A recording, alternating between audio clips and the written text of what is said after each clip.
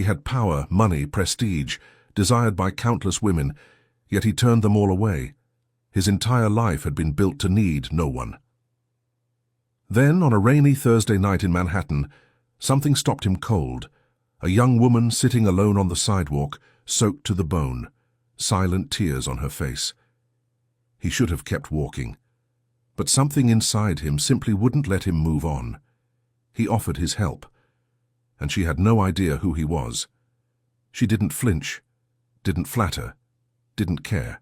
Could he have ever imagined that this one moment, this one stranger on a wet sidewalk, would turn his entire world upside down? Before we get started, subscribe to the channel so you don't miss out on stories like this one. Become a member and get early access to new stories before anyone else. Let us know where you're listening from. We'd love to hear from you. Give us a like. It costs nothing, but it means a lot to us and helps keep these stories alive. The rain arrived the way bad things often do, without warning and all at once. Not the kind that builds slowly and gives you time to find cover. The kind that just is, suddenly, soaking through layers before your brain catches up. Manhattan didn't flinch. It never did. Cabs cut through standing puddles without slowing, heels clicked hard against wet stone, and somewhere behind the fogged glass of a midtown restaurant, people were laughing the particular laugh of a deal being closed, practiced, warm, and about 20% genuine. Sebastian Harwick walked through all of it the way he always did, like the city was a room he owned, 32 years old. CEO of Harwick Group, private equity, East Coast. The kind of firm that appeared in financial columns beside words like aggressive and visionary and relentless. He wore a charcoal overcoat that most people would have kept dry under an umbrella. He didn't bother. The dinner had gone exactly as planned, it always did. Numbers confirmed, hands shaken, another acquisition sliding forward on its quiet, inevitable track. He pulled out his phone as he turned onto Fifth Avenue.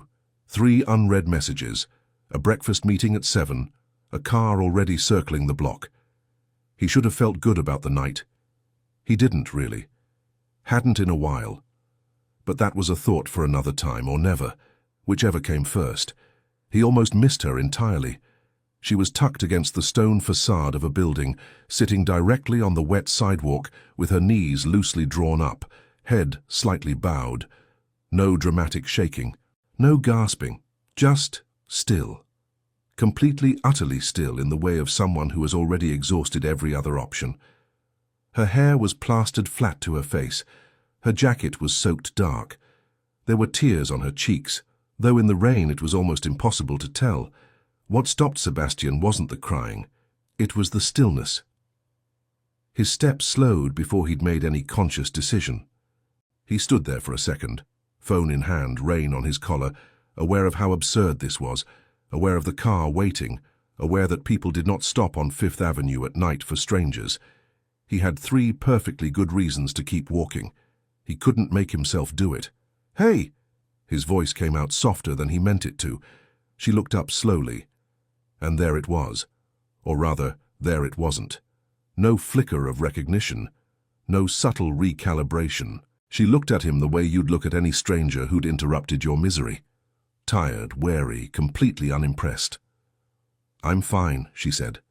Flat, preemptive. "You're sitting on wet concrete." "I know where I am." He crouched down. It put him at eye level with her, and almost certainly ruined his trousers. And somewhere in the back of his mind he registered that he did not care even slightly. Up close, she looked mid-20s.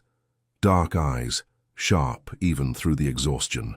A jaw set with the particular stubbornness of someone who had learned, probably the hard way, not to take help at face value. "Is there someone I can call?" "No." "Somewhere you need to be?" "I said I'm fine." Something in her voice fractured, just barely, just for a second. And then she sealed it back over so fast, he almost doubted he'd heard it. She looked away. "Please, just go." He didn't. Instead, he shrugged off his overcoat and held it out. Not like a gesture, not like a moment. Just held it there the way you'd hand someone an umbrella in a doorway. She stared at it, then at him, then back at it. I don't want your coat. It's raining harder now. I noticed. Take it anyway, he said. Same quiet tone, no performance in it. You don't have to tell me anything. You don't have to go anywhere. Just take the coat. She searched his face for something. He didn't know what.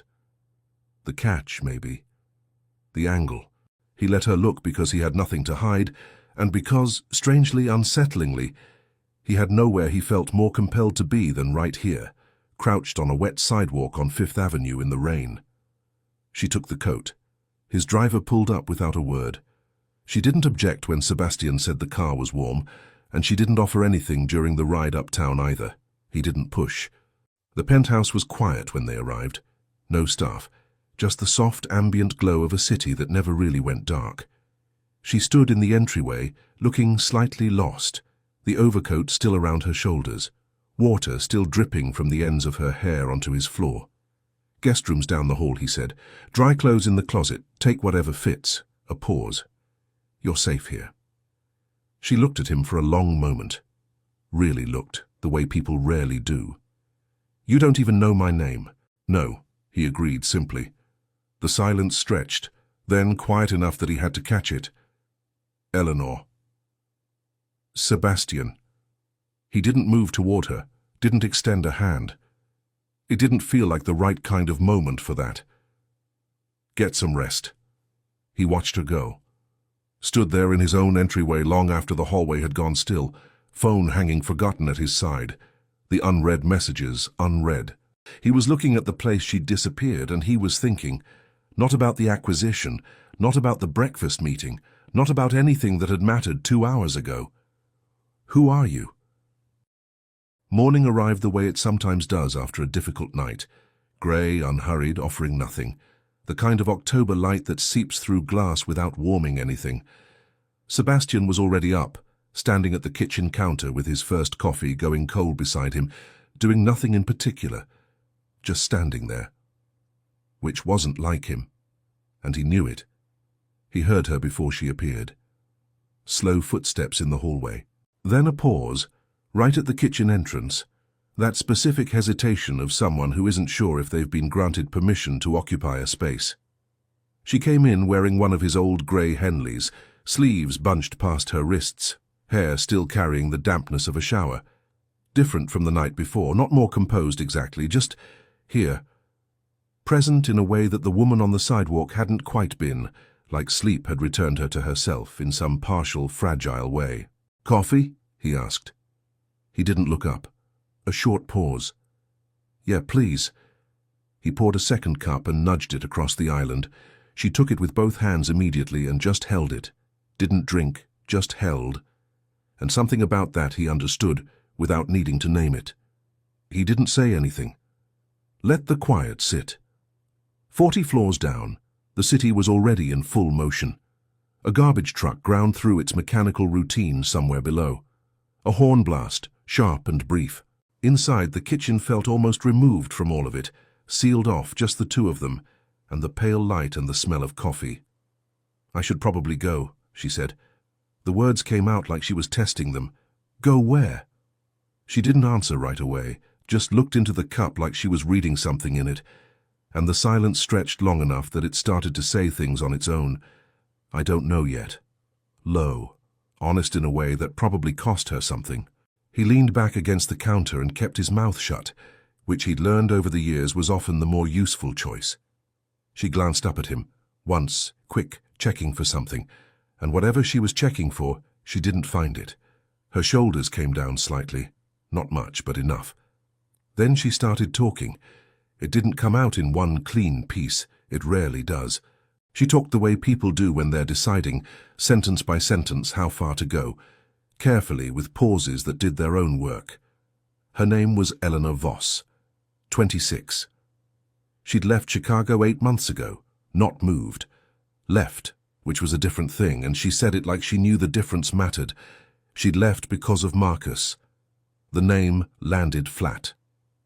Practiced flat, the kind that comes from saying a word so many times it stops feeling like a person and starts feeling like a diagnosis. It wasn't... She stopped. Reset.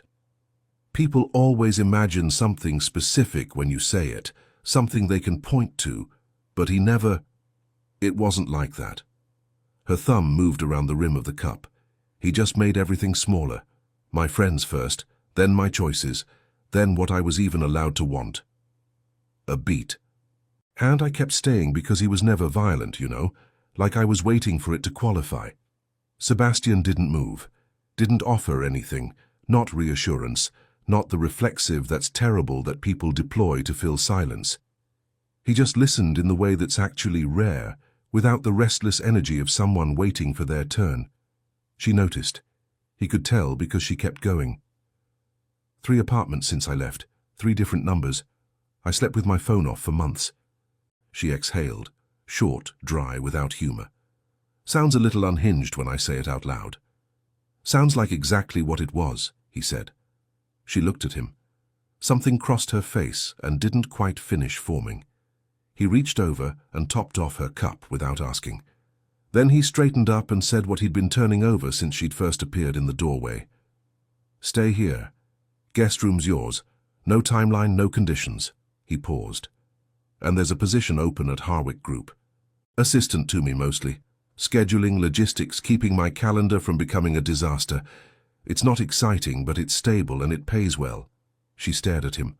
Why? Not hostile. Just careful. The way you're careful with something that looks like a gift when you've learned that gifts come with architecture. Because you need solid ground, he said, and I have some to spare. People don't just... She caught herself, started over. What do you actually get out of this? Someone competent who shows up on time. He held her gaze. That's the whole offer. She didn't buy it entirely. He could see that clearly. The way her eyes moved over him, methodical, looking for the seam in it. He didn't blame her. She'd been trained by someone to find the hidden cost in every kind gesture, because there had always been one. She was doing that work right now, and he let her, because rushing her would have proven her right about something. You don't even know if I'm competent, she said finally.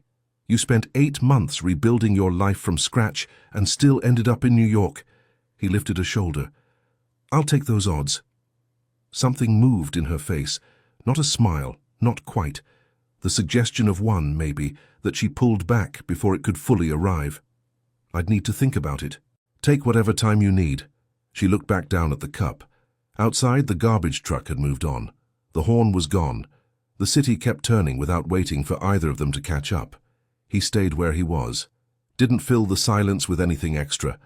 Just stood in his own kitchen watching her think, and felt something settle in his chest that he couldn't have described accurately if someone had asked him to. Not quite protectiveness, not quite warmth, but something in the territory between them. Something that had arrived without being invited. She still hadn't asked who he was, hadn't looked him up, hadn't connected the name to anything. She was just looking at him like he was a person. That was it. Just a person. He genuinely could not remember the last time that had happened. The Harwick Group offices sat on the 38th and 39th floors of a building in Rockefeller Center that had no interest in being modest about it. On clear mornings, the conference room windows gave you all of Midtown, glass and steel, and the kind of skyline that doesn't ask permission. Eleanor had stood at those windows on her first day and gone completely quiet. Just stood there, hands loose at her sides, looking out like she was trying to memorize it. Sebastian had noticed from across the room and said nothing. Some moments don't need commentary. That had been 3 weeks ago. She knew the coffee order for every standing meeting now. Had quietly restructured his calendar sometime in the 2nd week. He still wasn't entirely sure how, and recovered 40 minutes in his Tuesday afternoons that he hadn't known were missing. She'd also developed a particular expression, something subtle around her eyes, a slight tension that meant this call is about to eat your next appointment. He'd started glancing at her before picking up the phone. He wasn't sure when that had become a reflex. She was good, better than he'd gambled on, which was saying something because he didn't gamble on things he wasn't reasonably sure about. But that wasn't what occupied him on the elevator rides up in the mornings. At the apartment, they'd found a rhythm without negotiating one, which was either a good sign or a complicated one, and he'd decided not to decide which. Him with his phone and his coffee on one side of the kitchen, her with whatever she was reading on the other, the two of them moving around each other with the low-friction ease of people who had figured out the unspoken rules without ever stating them. At the office, the distance held clean and professional. No one knew they shared an address. No one looked twice. It should have been simple to maintain. And it was, mostly, except for the parts that weren't. He'd started noticing things he hadn't intended to notice. The way she bit the inside of her lower lip when a document wasn't adding up. Not the outside, the inside, which meant she was doing it without realizing. The single piece of hair that escaped whatever she'd done to pin it up each morning, always the same piece, always by 10 o'clock, resting against the side of her neck, like it had somewhere better to be. The way she shifted her weight slightly away from him when he came to stand beside her desk. Not a flinch, nothing that dramatic, just a quiet, practiced adjustment. The body language of someone who had learned to manage proximity carefully. He kept his distance, didn't crowd her, didn't push. But then there was the Tuesday morning he couldn't stop turning over afterward, which irritated him, because he was not generally a person who got stuck on things. He'd been up early, earlier than usual, which happened sometimes when his brain decided sleep was optional, and was standing at the kitchen counter, in the grey pre-dawn quiet, going through emails on his phone. The apartment had that specific stillness before the city fully commits to the day. The noise from below arriving muffled and distant, like something from another world. He hadn't heard her door. The bathroom opened down the hall, and she came into the kitchen still working a hair tie around her wrist, wearing a faded blue t-shirt he'd lent her in the first week and genuinely forgotten about. Hair damp, feet bare against the tile. Not dressed for the day yet, not performing anything. Just moving through the morning the way people do when they think no one's really watching. He looked up. And for just a second, the kind of second that happens before your better judgment catches up, he lost his place completely in whatever he'd been reading. She didn't notice at first, was still focused on the hair tie, head tilted slightly, somewhere else in her thoughts. Then she looked up and caught him looking, and something shifted in the air between them. Brief, unnamed, gone almost before it arrived. "Morning," she said, steady, like nothing. "Morning?" He dropped his eyes back to his phone. He heard the refrigerator open and close, the kettle click on, the small sounds of someone going about an ordinary morning in a kitchen that wasn't originally theirs. He set his phone down, moved to the cabinet beside her, the high one, the shelf she couldn't reach without going up on her toes, and took down a clean towel, placed it on the counter next to her, said nothing. She looked at the towel, then at him. "Your hair drips on your collar," he said. "It bothers you. I've seen you reach for one 3 times when there wasn't one there." A pause. Something shifted in her expression, not quite readable, somewhere between caught off guard and quietly recalculating. "You noticed that," she said. "I notice things." He was already turning back toward his side of the counter. "Can't really help it." She picked up the towel. He developed a sudden, intense interest in his coffee. "Thank you," she said. Quiet. He nodded once, didn't look back over. But he was aware, more aware than was comfortable, of how little space there'd been between them just then, of the fact that she smelled like his shampoo, the one he kept forgetting to replace in the guest bathroom. Of the way she'd looked at him in that moment, not guarded, not measuring, but something more unguarded than usual, like one of the margins had briefly come down. He was also aware that the distance he'd been maintaining so carefully no longer felt like something natural. It felt like something he was actively gripping. Later that morning, across the conference table in a pre-meeting briefing, she was entirely composed, sharp and efficient, and every inch the assistant he'd hired, sliding a revised document across to him with 2 corrections marked in the margin. "You'll want to look at Section 4 before Whitmore raises it." She was right. He looked at Section 4. The meeting ran exactly on schedule. When she handed him the document, their fingers didn't touch, because she was careful about that. He noticed. Filed it away somewhere. He told himself he wasn't going to revisit. He revisited it on the elevator ride down. Chicago in November had a different kind of cold than New York. Manhattan's cold was blunt. It hit you straight on and didn't pretend otherwise. This was something slower. It worked its way in through the seams, through the gap between your collar and your jaw, through the fogged cab windows that hadn't quite cleared since O'Hare. Eleanor sat with her coat pulled up close and watched the city move past the glass and felt the specific discomfort of returning somewhere you left in a hurry. She hadn't mentioned to Sebastian that coming back here would feel like this. She hadn't had to. When the Chicago trip appeared on the calendar, he'd watched her face for just a second, not intrusively, just the way he watched things. And by the next morning she had a free afternoon blocked before the first dinner, and a hotel reservation that was considerably better than what the company usually booked. No explanation offered, no credit taken. That was the thing about him she still couldn't quite file away neatly. He paid attention, without turning it into something you had to thank him for. The dinner was at a restaurant on the near north side, the kind of place with low lighting and dark wood paneling and acoustics specifically engineered for conversations, meant to stay between the people having them. Private room in the back. 8 people around the table, all of them comfortable, none of them in a hurry. Eleanor had packed one dress, deep green, simply fitted, not chosen for anyone or anything, just the only thing she owned that worked for a room like this. She came down to the hotel lobby and found Sebastian already there, standing near the entrance with his phone in his hand, and he turned when the elevator opened, and there were about 2 seconds where he just looked, said nothing. Then, "Ready?" and held the door, and she walked out into the Chicago cold, and neither of them said a word about the 2 seconds. The dinner ran past 10. It always did with these groups, the particular inertia of people who are enjoying themselves and have drivers waiting. Eleanor tracked the room the way she'd learned to.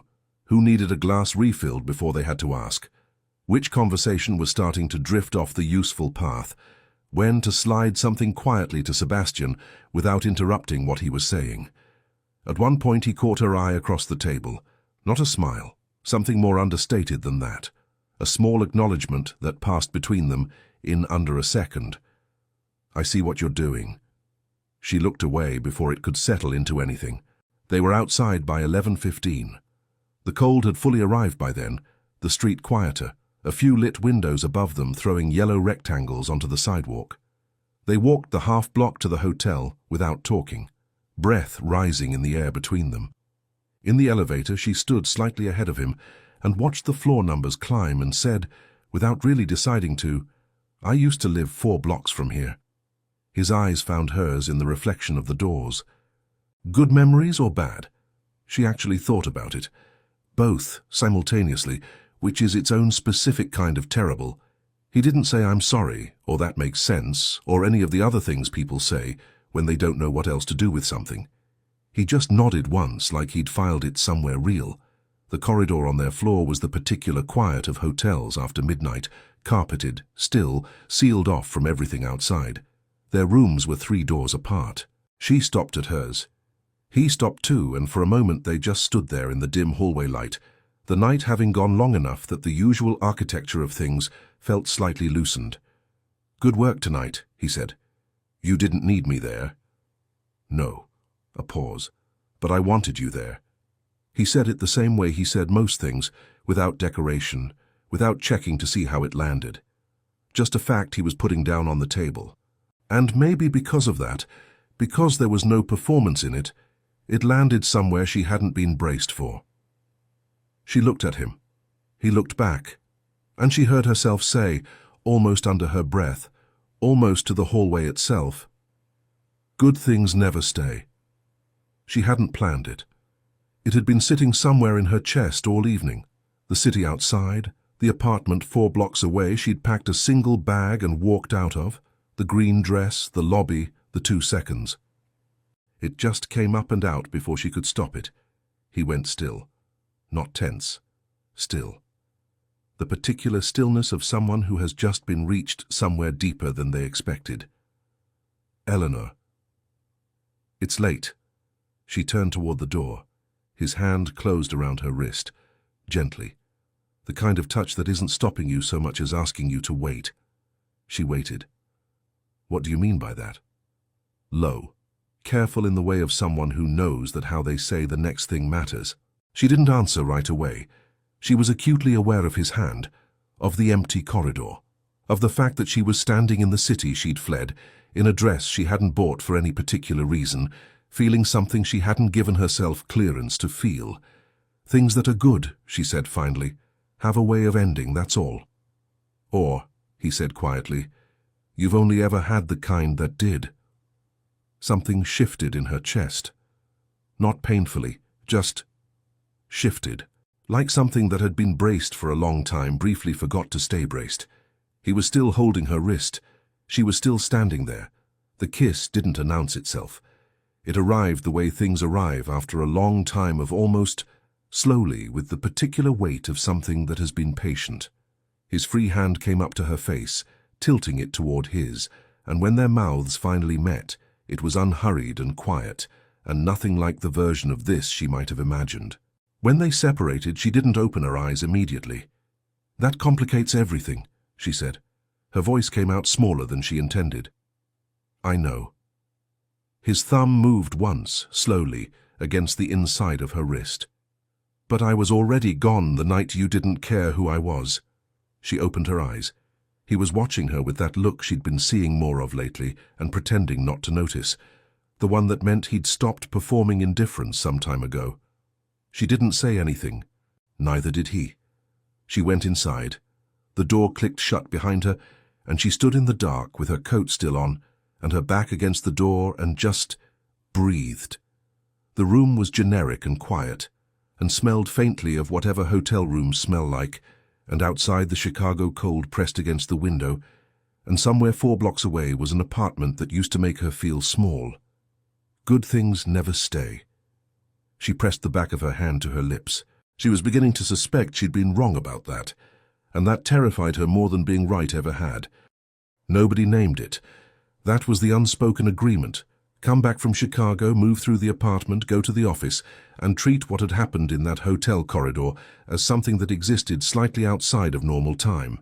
Not ignored, just not yet required to be a thing with a label. It didn't disappear. It just redistributed itself into smaller, quieter forms. He started leaving her coffee on the counter before she came out in the mornings. Never mentioned it. She stopped taking it to her room and started drinking it in the kitchen, which led to staying in the kitchen longer, which led to the mornings feeling less like 2 people operating in parallel and more like something else that neither of them had a clean word for. In the evenings she migrated to the living room. Better light, she told herself, which was partially true and mostly not. The silences changed too. Less like something being carefully managed and more like something that had simply relaxed. At the office, nothing visible shifted. Professional, appropriate, the distance held. But the texture underneath it was different now. She felt it in the way he'd stop at her desk a beat past the point where he needed to, or the way she'd look up when he crossed the floor and then look back down just slightly too late. He always caught it. She was fairly certain she knew he caught it. Neither of them did anything about that. Tuesday evening she came home to find him standing in the kitchen, surrounded by an amount of dirty dishes that bore very little relationship to what was in the pan. She stopped in the doorway. He was staring at the pan with the specific expression of a man who had committed to something and was now privately reconsidering every decision that had led him here. "What is that?" she asked. "Pasta." A pause. "In theory." She set her bag down and came to look. Whatever her face did, it was apparently sufficient because he put the spatula down with the quiet dignity of someone formally surrendering. "There's a place on Columbus," she said. 20 minutes. "I know. Should I—" "Yes, please," she ordered. They ended up on the couch with the takeout containers on the cushion between them, the city going full dark beyond the windows. All that lit glass, all those moving lights, the low collective sound of a place that doesn't really sleep. At some point she pulled her feet up, and he shifted to make room, and their shoulders settled against each other in the easy, unannounced way of people who have stopped pretending proximity is accidental.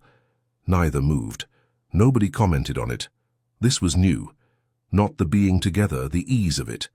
The way the evenings had started to feel less like a living arrangement and more like something that had existed before either of them could remember starting it. She caught herself watching him sometimes when he didn't know. The way he read, elbow on the armrest, chin in his hand, completely absorbed. The way his voice dropped to register when a late call was actually serious, focused, and unhurried at the same time. She'd watch and then feel the old mechanism kick in, that internal early warning system she'd spent years calibrating. What are you doing? What are you trusting? What does this look like in 6 months when it falls apart? She was getting better at talking back to it. She wasn't entirely sure that was smart, but she was doing it anyway. The Sunday she'd keep coming back to started without any particular intention. A knock on her door at 9:30, him in a jacket and no tie asking if she wanted to walk. She said yes before the sentence was finished. October had fully committed to itself in Central Park by then. The maples were all the way orange, shameless about it, leaves thick underfoot, and the air carrying that particular autumn smell. Something sweet underneath something cool, the specific scent of things changing. The city was technically still all around them, but felt held back somehow, like the park had negotiated its own terms with the noise. They walked one of the quieter paths, no destination, no pace requirement. Hands in pockets at first. Then somewhere past the second bend, not a decided moment, not a moment that could be isolated and pointed to, his hand found hers. She looked down at it, then forward at the path. She didn't say anything, and neither did he, and they just kept walking, leaves crunching under their feet, the light coming down through the branches in long, slow angles. She had genuinely forgotten. Not forgotten the concept. She knew what happiness was supposed to feel like, had read about it, had had small versions of it. But this specific register of it, the kind that doesn't require anything from you, that doesn't ask to be performed or protected or braced against, she'd forgotten that version existed. It had apparently been waiting in a park in October, patient as anything. What unsettled her later wasn't the happiness itself. It was how much room it had taken up without asking, how it had moved into corners she hadn't known were empty and just stayed there. They found a bench near the reservoir where the afternoon light was doing something genuinely unreasonable with the trees, turning everything briefly the color of old gold. She was watching the water when he leaned over and pressed his lips to her temple, unhurried, like it required no justification. She closed her eyes, opened them and said quietly to no one in particular, "I didn't think I'd get to have this." He didn't respond immediately. She felt his attention shift to her. Have what? She didn't have a precise answer, moved her free hand vaguely toward the trees, the path, the light, the afternoon. All of it, none of it specifically. He looked at where she'd gestured, and then back at her face and didn't say anything. Which was exactly right, which was the thing about him that kept catching her off guard. He knew when words would make something smaller. He tightened his hand around hers instead.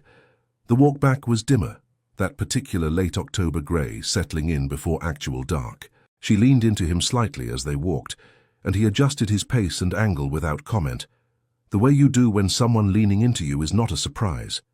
The park gave way to sidewalk, then crosswalks, then the full resumption of Sunday evening in New York. The restaurants filling up, the cabs, the particular low roar of a city shaking off the weekend. At the corner near the building, he stopped and looked at her. Just looked, the way he sometimes did, like her face was something worth taking a moment for. She smiled. Couldn't help it. Small and unguarded, and entirely real. Something moved through his expression that she felt rather than read. Later upstairs, she stood at the window while the city finished going dark, and thought about that look on his face, not the smile he'd given back. The moment just before, the way he'd absorbed hers. She wasn't afraid it would end anymore. That wasn't it. She was afraid of how much she'd started counting on it continuing. The message arrived on a Tuesday, just past 3 in the afternoon. She was at her desk working through a contract review that needed to be done by Thursday, routine work, the kind that required attention but not much thought, the kind she could do with half her mind somewhere else. Her personal phone lit up beside her keyboard, and she glanced at it the way you glance at things when you're not really looking. Unknown number, 1 line, no name, no punctuation at the end. I found you. The office continued around her. Someone laughed near the printer. A phone rang 2 desks over and was answered on the second ring. The elevator chimed distantly, all of it exactly the same as it had been 30 seconds ago, and something in Eleanor's chest had gone completely, absolutely still. She knew those 3 words, not just the words, the architecture of them, the particular economy of a person who had always understood that restraint was its own kind of pressure. Marcus. She turned the phone face down, picked the contract back up, read the same paragraph 4 times and retained nothing, turned the phone over, read the message again, still 3 words, still him. She spent the rest of the afternoon being extremely competent, finished the contracts, confirmed Thursday's calls, drafted the memo Sebastian needed by 5, spoke to 2 colleagues about 2 different things and answered their questions correctly and smiled at the right moments. Nobody looked at her twice. That particular skill, the ability to function cleanly on the surface, while something else entirely was happening underneath, was one she'd developed over years she'd rather not account for. She was good at it. She hated that she was good at it. Sebastian appeared at her desk at 4 to collect the signed documents. He picked up the folder, started to turn, and stopped. Just stopped. Stood there. What's wrong? Nothing. Morrison contracts are on top. Eleanor. She kept her eyes on her screen. I'm fine, Sebastian. He put the folder back down, reached over to the empty desk beside hers and pulled the chair out and sat in it, that was not a thing he did. Not here. Not in the middle of the open floor. She looked at him despite herself. 4 emails in the last hour, he said, quietly enough that no one else could hear. You usually do closer to 60. And you've had that pen in your hand for the better part of 10 minutes without writing anything. She opened her mouth, closed it. She told him. Kept it as brief as she could. Unknown number. 1 line. The way she recognized his patterns, even without a name attached. Marcus came out flat and practiced the way it always did, the word worn smooth from overuse. Sebastian listened without interrupting, without the performed outrage some people offered when they wanted credit for being horrified. What moved across his face was quieter than that, and considerably more focused. She watched his jaw set, watched his shoulders do something that wasn't quite tensing, more like settling, the shift of someone who has just internally resolved a question and is now simply waiting for the logistics to catch up. When she finished, the silence ran a few seconds long. When did you change your number? 6 months ago. Does he know you're here? In New York? She stopped. That was the part she hated most. Not the certainty of being found, but the not knowing, the gap where the threat lived before it had a shape. Probably. He was always good at that. Sebastian nodded. Slow. Once. Okay, he said. She looked at him. Okay? What does that... It means I'm going to handle it. You can't just handle this. This isn't... She pressed her fingertips against the desk. Tried again. Sebastian, this is something I've been managing for a long time. It doesn't get fixed, it just eventually stops. Has it stopped before? She didn't answer that. I'm not trying to take it over, he said. The quietness in his voice had something running beneath it now. Not hot, not loud, but dense, load-bearing. I'm asking what you actually need, that's all. She didn't have an answer for that either, which told him something she suspected. 2 days went by. She slept badly the first night in a way she hadn't in months. That old wired alert feeling, waking at small sounds, lying still in the dark, listening to nothing. She didn't mention it to Sebastian.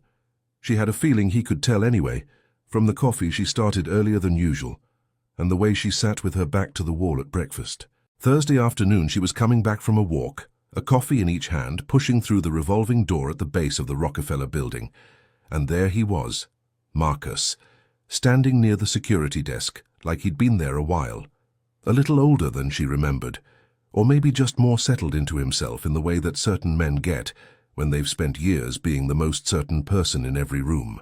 He saw her the same moment she saw him, and something crossed his face that she recognized immediately. That particular flicker of satisfaction, the look of someone whose search has just ended. Her feet stopped. Just stopped. And then Sebastian was there. She hadn't heard the elevator. hadn't seen him cross the lobby. He was simply suddenly present, moving between her and Marcus with that particular quality of his, unhurried, completely unimpressed with himself, the kind of stillness that doesn't need to raise its voice. He said something. She was too far back to hear the words, only the tone, measured, direct, with the specific flatness of a man who is not negotiating. Marcus said something back. Sebastian replied with something short. Whatever it was, it worked. She watched Marcus's posture shift, the practiced certainty going slightly uncertain, his eyes cutting once to Eleanor, a last small assertion of something, before he turned and walked out through the revolving door like a man who had somewhere else to be. Just like that.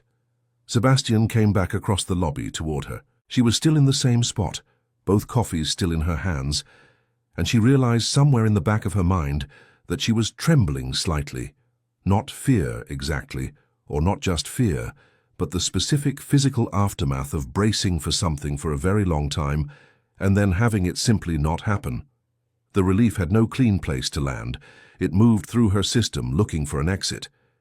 He stopped in front of her, took both cups from her hands without asking, and set them on the edge of the security desk. Then he just looked at her, not scanning for damage, not waiting for her to explain or compose herself. Just there, the way he was when he wasn't trying to be anything. "Hey," he said. Low. Something in her chest gave way without warning. The first tear surprised her. She didn't cry the way she would have chosen to. There was nothing composed about it, nothing quiet. Her face just did what it had apparently decided to do, and she pressed her lips together against it, and then his arms came around her, and she let go of the last of it. She stood in that lobby with her face against his shoulder and breathed. She didn't perform it, didn't manage it or measure it or hold back the acceptable amount. She just let herself be held by someone who had shown up without being summoned and asked for nothing in return. She knew the difference between that and what she'd survived before. She just hadn't known until right now how much she'd needed to feel it. They didn't go straight back up. She needed to move. Not for any particular destination, just the physical fact of forward motion, while her nervous system figured out what to do with the last hour. They walked without discussing where, Sebastian a half-step closer than usual, not touching, just near. The city did what cities do. Kept going, indifferent and enormous, which was somehow exactly what she needed. By the time they came back through the lobby, it was past 7. Neither of them had eaten. Neither brought it up. He filled the kettle without asking. She sat at the kitchen island and watched him move. 2 mugs, the tea she'd quietly started keeping in the cabinet above the stove sometime in the 3rd week, the specific way he did things without ceremony or announcement. He set her mug in front of her and leaned against the opposite counter with his and didn't say anything. She wrapped both hands around the ceramic and stared at the steam and let the silence be what it was. The tea went cold. Neither of them touched it. "I keep waiting," she said eventually, "for the part where you decide it's too much." He didn't jump in. That was one of his qualities she'd stopped taking for granted, the way he didn't rush to fill spaces with whatever came first. "Too much what?" he asked. "Me." She looked at the mug. "Everything I come with. The fact that you had to go down to your own lobby today because of my history walking through the door. He came to the building," Sebastian said. "You didn't bring him. That's not the same thing." "Sebastian, it's not." No edge to it, just the flat certainty of someone who had already worked this out. You don't get to carry responsibility for what he chooses to do. She'd had that argument with herself before. In other apartments, at other hours, usually somewhere between 2 and 4 in the morning when the logic was harder to hold on to, she'd gotten quite good at losing it. "I haven't been fully honest with you," she said, "about how bad it actually was." He waited, didn't prompt her. "Not the main things, I told you those." She turned the mug in a slow circle on the counter. Old habit. "It's everything around them, the way I still check the locks before I sleep. Every night, twice, even here. The way I always sit facing the door in restaurants. The way I almost didn't move to New York at all because I thought, if I got small enough, quiet enough, disappeared well enough, eventually it would stop." She paused, looked up. I've been acting like I'm further along than I actually am." The kitchen held the quiet. Outside, somewhere below, a siren wound up and faded. The city doing its Thursday thing, completely unaware. Sebastian put his mug down, came around the island and sat beside her, not across beside, close enough that she could feel the warmth of his arm without them touching, and looked at her with the particular attention she had completely given up trying to manage. "I know," he said. She looked at him. "I've noticed for a while." A beat. "I wasn't going to say anything until you were ready." Something moved through her chest. Not pain. More like the specific discomfort of being seen somewhere you'd assumed was private. "Doesn't that change things?" she asked. "Knowing I'm still—" She stopped. "Knowing I haven't sorted myself out yet." Sorted what out? How to not be afraid all the time.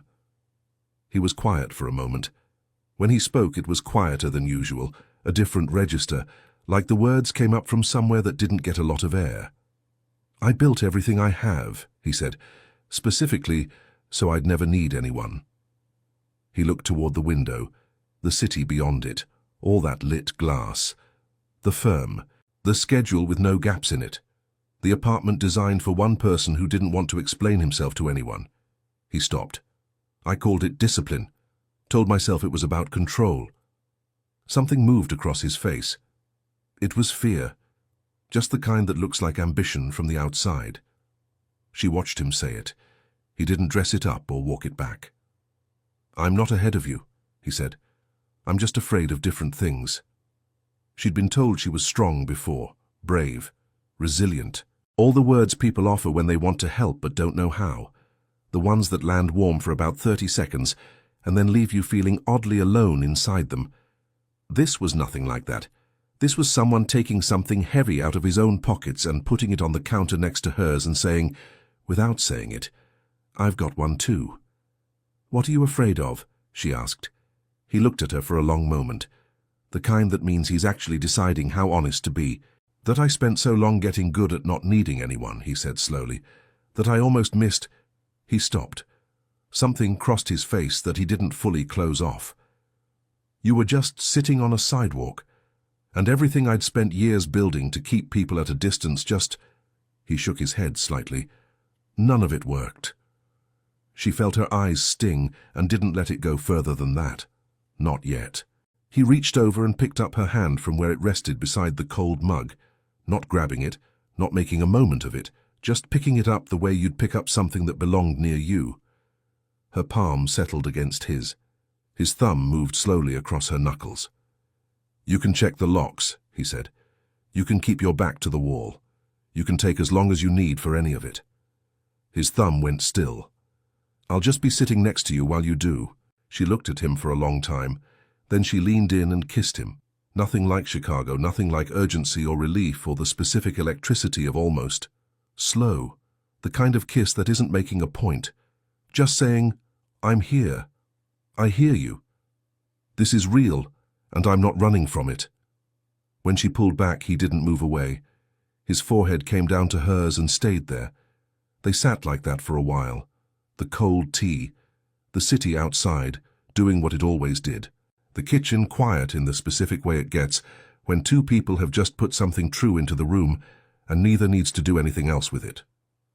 She didn't move. Neither did he. The photo ran on a Wednesday morning, and Eleanor saw it before Sebastian was awake. She'd been standing at the kitchen counter with her first coffee, phone in hand, doing the half-conscious scroll that starts most days before the brain has fully committed to being conscious. A gossip column, one of those Manhattan fixtures that operated in the comfortable space between journalism and blood sport, sustained entirely by the social exhaust of powerful people. The image was grainy, taken from some distance, but clear enough to be useful. Sebastian Harwick and a woman, walking a leaf-covered path in Central Park, hands linked, no particular urgency to either of them. The caption named her as his personal assistant. She read it twice, set the phone face down on the counter, stood at the window and watched the city do its early morning thing. The garbage trucks, the first cabs, the particular grey light of a Wednesday that had no interest in being anything other than itself. and tried to take an honest inventory of what she was feeling. She was still standing there when he appeared in the doorway. He took her phone without asking, read it in under a minute. She watched his face stay almost completely still, which she knew by now meant he was working through something he hadn't finished deciding about yet. "It's fine," she said. "I know." "I'm serious. It's just a photo. It doesn't—" "Eleanor." He looked up. "I know."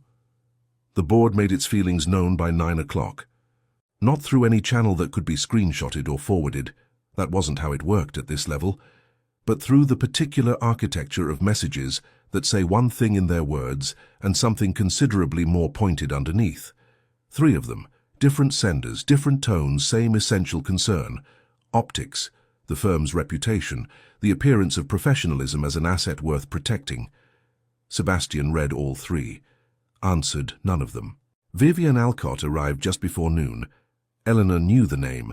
She'd done her quiet research in the first week, the way you map a place before you decide to stay in it, and had filed Vivian somewhere in the category of things that were probably relevant eventually. Old Boston family, a history with Sebastian that apparently predated the firm and had never quite reached a clean conclusion, at least not in Vivian's version of events. She came off the elevator and moved through the 38th floor with the ease of someone who had long ago decided that most rooms were already hers. Sebastian's office door closed behind her. Eleanor went back to her screen and worked. 20 minutes later, Vivian emerged, let her gaze travel across the floor in a way that was engineered to be noticed and land without appearing to aim, and left. The second piece ran that afternoon. Different publication, tighter, meaner, the kind that preferred a scalpel to a hammer. 1 paragraph. A Midwestern girl with no traceable professional background who had apparently secured both a position and a residence in one of Manhattan's most notable penthouses by way of a role that had never been posted publicly. The word convenient appeared twice. Once might have been editorial, twice was intentional. She read it in the elevator on the way down to a lunch she'd already lost her appetite for. She sat with it through the afternoon. Not the words exactly. Words were manageable, she'd learned that. But the weight of being reduced, of having the actual shape of your life flattened into an angle that someone else had decided was the most useful version of you. She'd been on the receiving end of other people's narratives before, but those hadn't had something real in the middle of them. This one did, and she could feel exactly where it was aimed. She made a decision somewhere around 4:15. Sebastian was on a call when she came in, door open, but he ended it when he saw her face, just said, "I'll call you back," and set the phone down and waited. She crossed to his desk and put a single sheet of paper in front of him. Typed. Her name at the bottom. 2 weeks' notice, effective immediately, reason given as personal. He looked at it, then at her. "No," he said. "Just hear me out. No. Sebastian." She kept her voice level. It took more effort than it should have. "The board has already said something. Vivian was in here this morning and I don't know what she said, but I can guess. And now there's a second piece and it's been 1 day." She pressed her fingertips to the edge of his desk. "I am not going to be the reason this firm takes damage. I won't do that."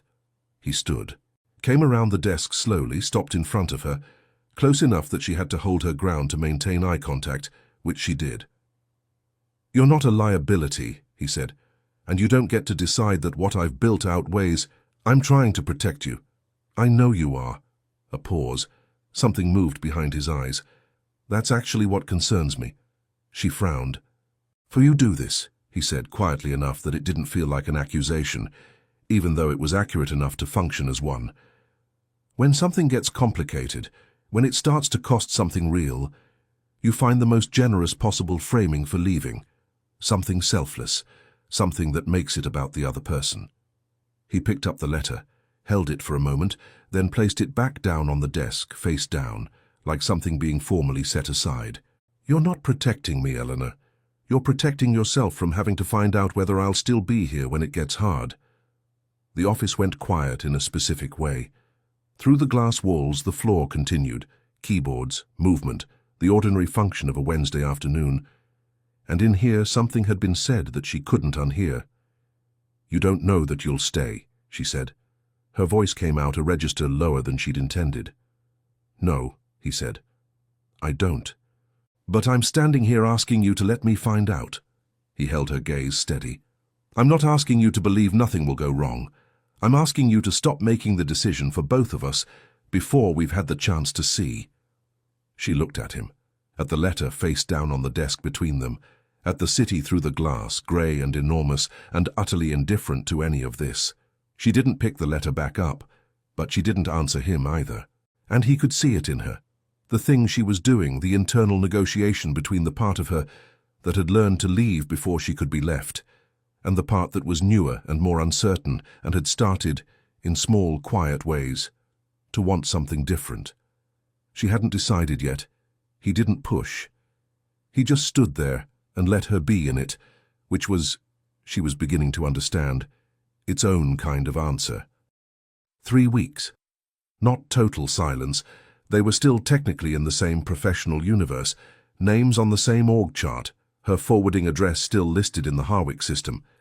But she'd moved out the Friday after the resignation conversation, early, while he was in a meeting she'd put on his calendar herself.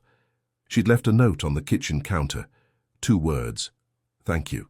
She'd stood there for a long time, trying to think of something more accurate, and couldn't find anything that was both true and survivable. So she'd written thank you, and she'd left, and she'd driven to LAX, and pointed herself at the one place she'd mentioned wanting to go before any of this had started, Malibu. She'd said it once back in October, in the middle of a conversation that had been about something else entirely, that she'd always wanted to see the Pacific, that there was something about an ocean that faced west instead of east, that the light there in the mornings was supposed to be different, softer somehow, less insistent. It had been the kind of comment you make without thinking, the kind that dissolves into the air before it finishes landing.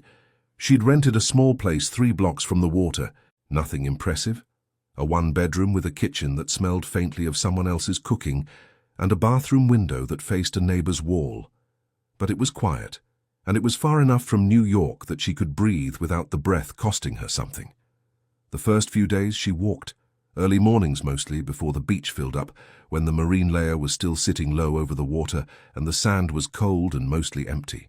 She walked with her coffee going cold in her hand and told herself she was clearing her head, which was partially true. He appeared at the edges of things anyway. When she sat down at a cafe and automatically took the seat facing the door and then remembered what he'd said about that. When she reached for her phone around 8 in the evenings, the time he usually sent something brief and work-adjacent that wasn't really about work, and then put it back down. When the light hit the water a certain way in the morning, and the first thing she thought was, I would have told him about this. She didn't call. He didn't either. She'd half expected him to, had simultaneously hoped he wouldn't. Both things at the same time, which was, as she was coming to understand, a feeling she was going to have to get better at sitting inside. The Saturday morning started like the others, grey at the edges, marine layer heavy, the kind of slow coastal light that takes its time deciding whether to show up.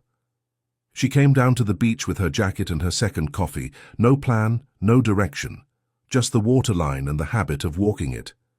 Shoes off. The sand out here was different from anything East Coast, finer, almost white, with a give to it that felt like the ocean had been working on it for centuries and wasn't finished yet. She'd been walking maybe 20 minutes when she saw him. He was standing further south along the beach, maybe 50 yards away, facing the water. Jeans, no jacket, no overcoat, none of the architecture of the man she'd first learned in Manhattan. Just a person standing at the edge of the Pacific with his hands in his pockets, looking out at it like he had no particular schedule. She stopped. He hadn't turned yet. The water came up around his feet and pulled back, and he just stood there, the wind doing things to his hair that she suspected his office had never once witnessed. She watched him from 50 yards back and felt something shift in her chest. Not sharp, not sweet exactly, just the specific ache of something you've been trying not to miss and have been missing anyway. Then he turned. He found her immediately, like he'd known where to look. Didn't wave, didn't move fast. Just started walking toward her the way he did most things, steady, unhurried, direct, like the distance between them was simply something to be crossed, and there was no question about crossing it. She stayed where she was. He stopped in front of her. close. She could see the wind had gotten to him, the slight rawness around his jaw, the look of someone who'd been outside longer than planned. He was tired, not undone. Just the particular tired of someone who had been sitting inside a hard thing for 3 weeks and had finally decided what to do about it. "How did you know I was here? You mentioned it once." Simple. No preamble. Like the fact that he'd held onto a passing comment she'd made months ago in the middle of an unrelated conversation was just something that had happened, unremarkable, not worth explaining further. She looked at him. "I spent 3 weeks," he said, "trying to convince myself it would be easier." That complicated from a distance was the sensible version of this. He paused. Behind him, the water came in and went back. Couldn't get there. "Sebastian, I'm not here with a fix," he said. "Not for the board, not for any of it. I don't have a plan." He looked at her with that steady, full attention that she had never once successfully deflected. "I just couldn't work out how to be anywhere else." Something gave way in the back of her throat. She held it. The marine layer was breaking up above them, pale light starting to push through in long, uneven angles. The ocean did what it always did, kept moving, kept not caring, kept being enormous and indifferent, and somehow right now, exactly the right backdrop for two people trying to find their way back to something. She stepped toward him. His arms came open, and she walked into them, and it was nothing like the lobby. Not crisis, not comfort offered in a moment of shock. This was slower, denser. The specific weight of something that had been missing for 3 weeks and was now, finally, back in its right place. She pressed her face into his shoulder and just breathed. His arms stayed. The wind came off the water. Somewhere down the beach, a dog was losing an argument with the surf, loudly and without any sign of giving up. After a while, she lifted her head. He was already looking at her. Of course he was. The space between their faces was almost nothing.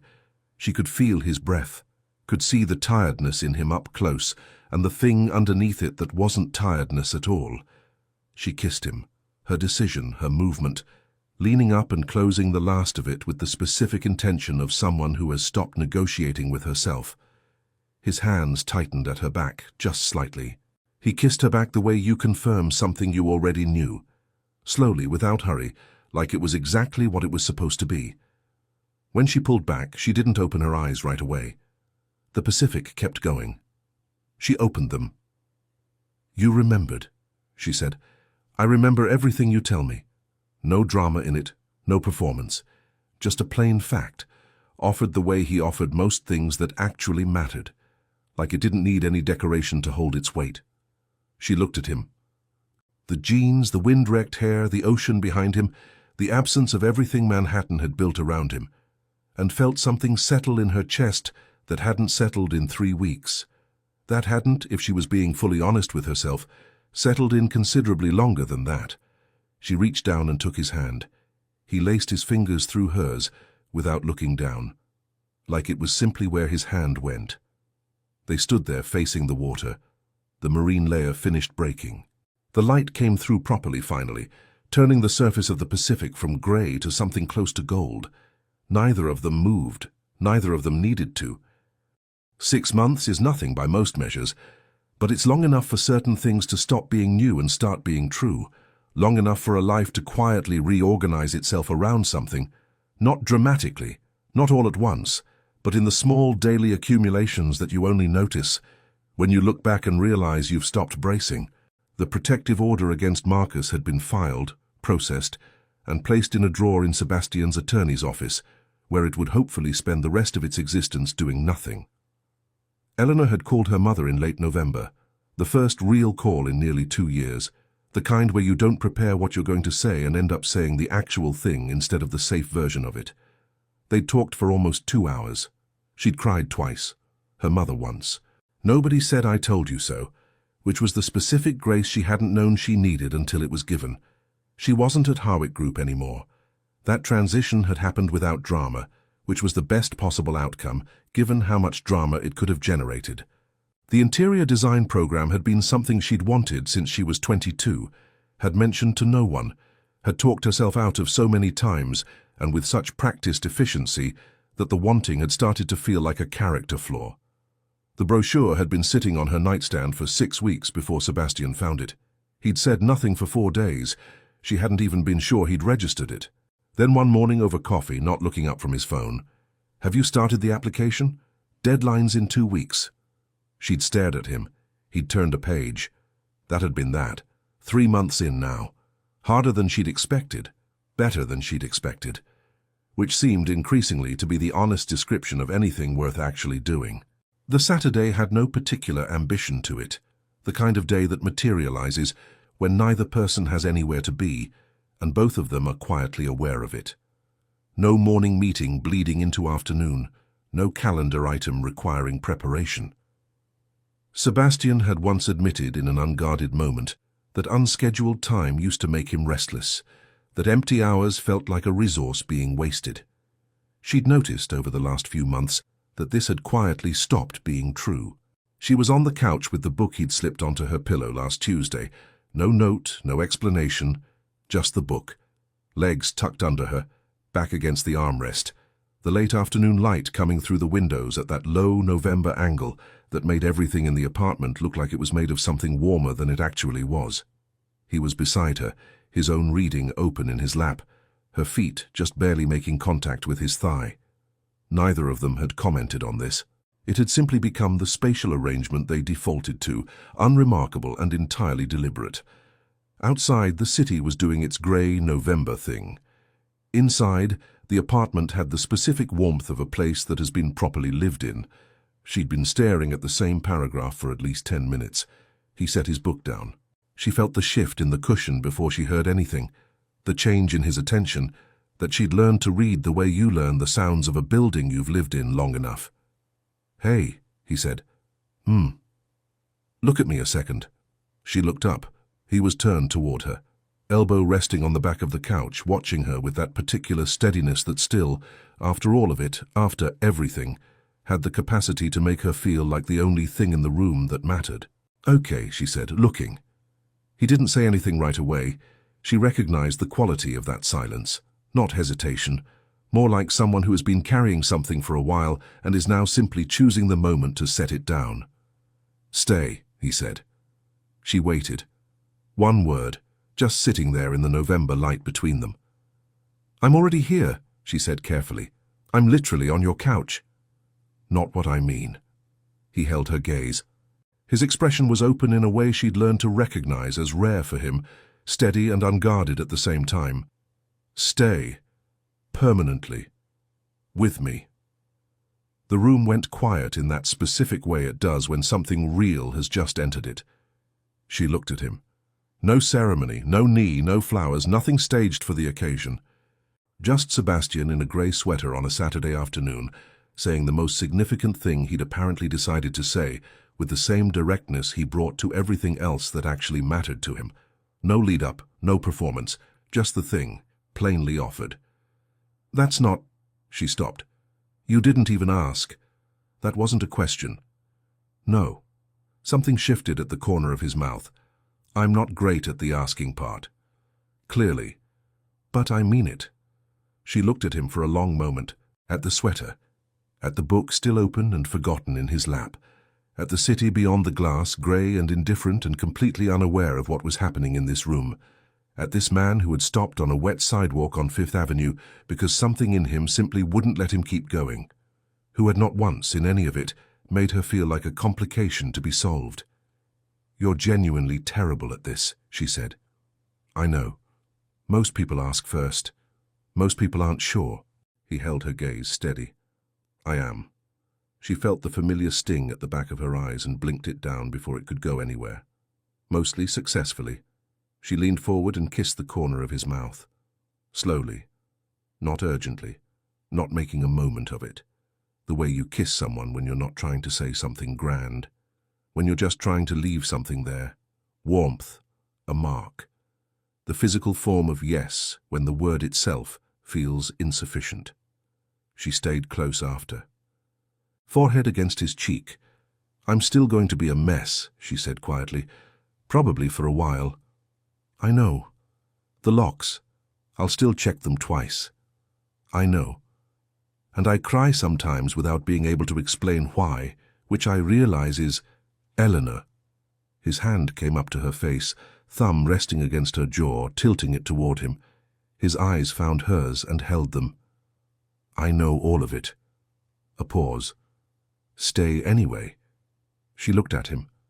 This close she could see the specific way the last 6 months had changed him, the tiredness that had become something gentler, the guardedness that had mostly stopped showing up.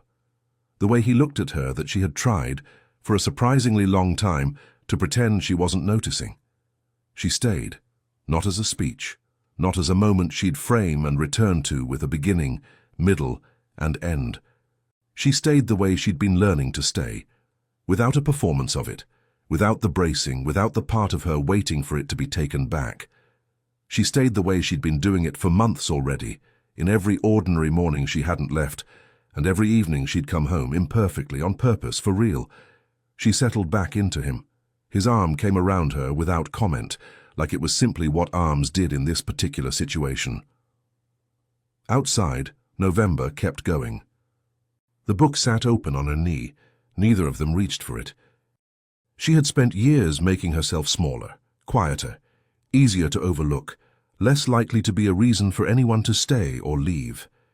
She had moved through cities and apartments and versions of herself with the particular efficiency of someone who had learned that the safest thing was to need very little and expect even less. And then a man had crouched down on a wet sidewalk in the rain and refused to keep walking, not because of who she was to him. He hadn't known who she was. That was the part she kept returning to, the part that still, 6 months later, on an ordinary Saturday afternoon with November pressing grey against the windows, made something in her chest go quietly undone. He hadn't stayed for the version of her that was composed and capable and had learned to function beautifully on the surface. He'd stayed for the one sitting on the sidewalk, the one who said "I'm fine" when she wasn't, the one who checked locks twice and sat with her back to the wall and cried without being able to explain why. That was the one he'd asked to stay forever. Some people come into your life and make you feel seen, and some, rarer, more dangerous, the kind you don't entirely recover from even when things go well, make you realize how long you'd been invisible, even to yourself. She hadn't been looking for that on a Thursday night in the rain. But then the best things rarely arrive when you're looking. If this story moved something in you, leave a like, subscribe to the channel, become a member, and drop a comment telling us where you're listening from.